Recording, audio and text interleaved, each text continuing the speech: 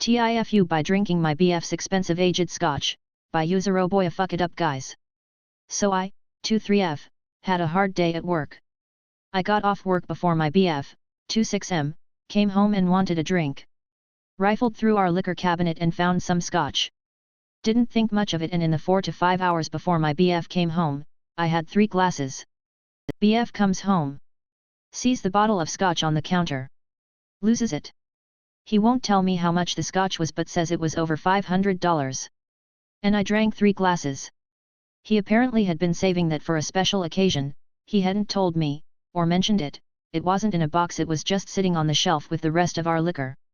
Apparently the scotch was aged 20 plus years and I mixed it with Coke. He's beyond furious and devastated. I've promised to get him a new bottle, but I'm definitely going to have to save up for it. FML. TLDR, I drank my BF's 20 plus year aged scotch by mixing it with Coke. It was over $500. I now have to figure out how to afford to replace his bottle. EDA, BF has calmed down. It was apparently a bachelor party gift for a guy where he's best man. I'm going to replace the bottle and he is going to help, and we're going to keep the opened bottle for ourselves. EDA, since people keep asking me, the scotch was Dalwyn 30 year. Retail price for us is $800. Update, this has massively blown up, I can hardly keep up with the comments. I think y'all broke my Reddit app BC, it was down for 20 minutes or so. BF and I are fine. He's asleep on the couch in a mini food coma. We both apologized to each other, had a glass neat, and now we're snoozing. For everyone calling my BF a tool or whatever, he admits it was dumb to put it in the cabinet. We have a very happy relationship and we kissed and made up after we both cooled off. TIFU by telling my wife that I would date again if she died, by user throwram_on. Throwaway, me, 36M, and my wife Pam, 34F, have been together for over 10 years. Recently, our friend Kevin, 38M, started dating his new girlfriend. His wife passed away about 3 years ago. Pam and I were in bed together when she started talking about Kevin. She said that she was disappointed in Kevin for dating again so soon. She claimed that Kevin is disrespecting his wife's memory by moving on to someone else. I responded by saying that everyone processes the loss of a partner differently. I told her that I see no problem with Kevin moving on and I'm sure his wife would want him to be happy again.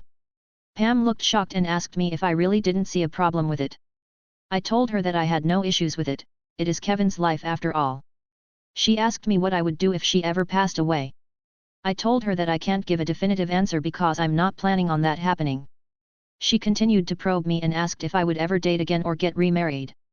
I responded, probably. I love you to death and would be heartbroken if you died, but life goes on. I can't stop living my life just because you're gone. She looked drained and said, am I really that easy to get over? I told her, honey, that's not what I meant. I'll always have a special place in my heart for you, but that doesn't mean I can't love anyone else. I would want you to move on too if I died. She just stared at the wall and said, I get it. It's been 3 days and Pam is still depressed over the whole thing. Her sister called me earlier today and trashed me for what I said. She said that I should have kept that to myself and I was a scumbag for basically telling Pam she can be replaced. Pam still won't speak to me and everything is really tense around the house. Now Pam is fully convinced that I'm not in love with her and I'm just waiting for her to die so I can replace her with a new toy. TLDR, I told my wife that I would date again if she died. Now she thinks that I'm not in love with her anymore. TIFU by accidentally terrifying a lot of people and making them think I was a terrorist, by user I am a lunatic. Someone told me they thought this belonged here, so here we go. Happened a few years ago. I was 11 at the time and we had traveled to America, and my parents decided to take me and my brothers to this theme park there. I remember being really scared of a roller coaster there, but my dad convinced me to get on it with him, to conquer my fears or whatever. I'm Muslim BTW. So on the roller coaster I'm quietly praying, just like praying for me not to die. I wouldn't stop whispering prayers, and then there was this drop and I just screamed Allahu Akbar Bismillah Bismillah Bismillah Ya Rabbi. After I said that, a lot of people behind us and in front of us started screaming and cursing and my dad yelled something in Arabic that translates to "Are you fucking stupid?" which I'm pretty sure terrified more people. We got off and many people fucking ran away from us. My dad scolded me, but then we went to my mom and he wouldn't stop laughing. We left shortly after because my dad got worried. TL, DR, said something in Arabic that made people think we were terrorists and they ran away. Tifu by unpairing my girlfriend's earphones from her phone, by user Bern von Palo. To tell you honestly, my girlfriend isn't the most tech-savvy out there. She's just used to opening up the case and have it pair to the phone automatically. One day I had to update some firmware for her earphones, and since I have the same brand I figured it would be easier to pair it on my phone and update it from there because she was still using her phone at the time. The next day she had to work and grabbed the earphones asking me if they're good to go, and I said yeah they are. She caught the fully packed bus and was able to sit down to start listening to her gospel/Christian rock music. By now I think everyone knows where this is going. She put on the earphones, started playing music and was wondering why the volume was a bit low and a bit muffled. She decided to pump the volume all the way up and leave it there and sort it out when she gets home. When she got to work, she was about to put it back to the case when SHS realized after pulling out one earpiece that the phone was playing music from the phone's speaker. Rest assured she was letting me have an earful of what I did and the embarrassment she felt. The watermelon I had for lunch did not compare to how red she was. We could not stop laughing about it that night and I made sure to pair it right there and then.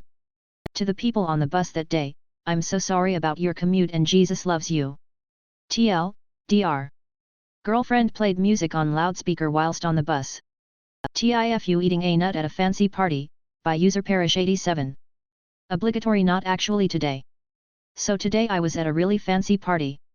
Like they spent £10,000 on a long table filled with expensive meats and fancy cheese.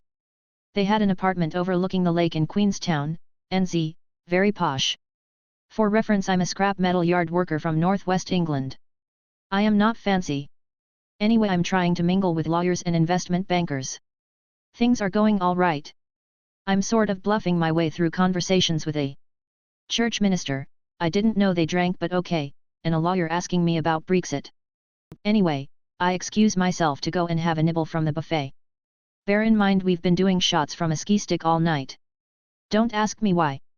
Anyway, I grab a nut from a bowl mid-conversation. People look at me funny. This nut is very hard. It wasn't a nut. I'm trying to chew on a used olive pit. Someone's used and discarded olive pit is in my mouth. There's no elegant way out of this, so I simply spit it out and try to move on, but now I'm the weird olive guy to these millionaires. Fucking hell. TLDR, ate what I thought was a nut. Was a used olive pit. Edit, a few people have asked why there was a used pit bowl on the table. I've no idea, to be honest. I'd imagine someone put it there after realizing the olives had stones in them. Also, the shots from the ski is apparently called a sha ski. I would recommend it for a laugh. Chewing on a used olive stone I would not, however.